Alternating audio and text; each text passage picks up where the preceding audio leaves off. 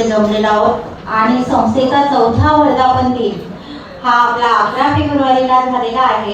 पण त्या निमित्ताने आपण आज तो पण सोहळा इथे गुणगौरव सोहळा आपण घेत आहोत आणि जागतिक महिला दिनानिमित्त आपण राजमाता पुरस्कार आणि इतर पुरस्कार आपण देत आहोत। सर्वात पहिल्यांदा मी जे इथे मान्यवर आले लाभलेले आहेत आजच्या कार्यक्रमाचे त्या सर्व मान्यवरांचे मी स्वागत करते आणि त्यांना खूप त्यांचं मी स्वागत करते आणि त्यांना शुभेच्छा देते महिला जागतिक दिनाच्या पण।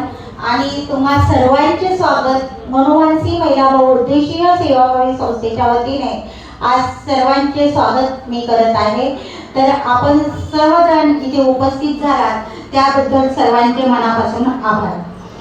तर सर्वात पहिल्यांदा मी माझी ओळख करून देते। तर मी मेघा राजेश शिंपे मनोमानसी संस्थेची संस्थापिका। मला मनोमानसी संस्था ही चालवण्याची जी काही शक्ती मिळाली ती देवाने दिलेली आहे आणि आपल्या सर्वांच्या आशीर्वादाने आणि सहकार्याने आज मनोमानसी संस्था नावारूपाला आलेली आहे। तर मनोमानसी संस्था ही सामाजिक सांस्कृतिक शैक्षणिक आरोग्य क्रीडा यांच्यावरती कार्य करते। नंतर अनाथ आश्रम वृद्धाश्रम नंतर जे काही स्लम एरियातील मुलं असतील त्यांच्यासाठी कार्य करतो।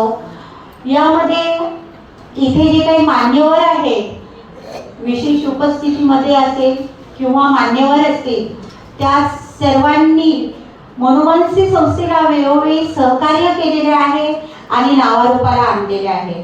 तर असेच सहकार्य त्यांचे कायम लाभो ही मी त्यांना विनंती करते। आणि सर्वात पहिल्यांदा मी जो काही हा पुरस्कार आहे त्या पुरस्कार घेण्याचे जे काही आयोजन आहे किंवा नियोजन आहे ते सर्व आमच्या टीमनी केलेले आहे आणि उद्देश असाच आहे की महिलांना एक व्यासपीठ मिळावं आणि त्यांना प्रेरणा मिळावी। पुरस्कार ही प्रेरणा असते आणि ह्या पुरस्कारातून प्रेरणेतून एक राष्ट्र घडते, आपल्या कार्याची ओळख मिळते आणि आपण समाजात नावारूपाला येतो। तर नाव मिळवण्यासाठी कार्य करू नका तर समाजासाठी कार्य करा। मी एवढं सांगू इच्छिते की सगळेजण काय करतात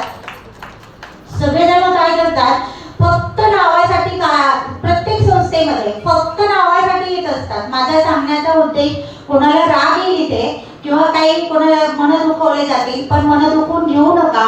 का तर आपण एखाद्या सामाजिक संस्थेचं जोडलं जातो तेव्हा त्या समाजाची सेवा करण्यासाठी आपण जोडलेलो असतो, नावासाठी जोडलेलो नसतो। मी कधीही नावासाठी काम केलेलं नाहीये आजपर्यंत। मला कोणत्याही संस्थेने बोलवलं तर मी हसतमुखाने जात असते आणि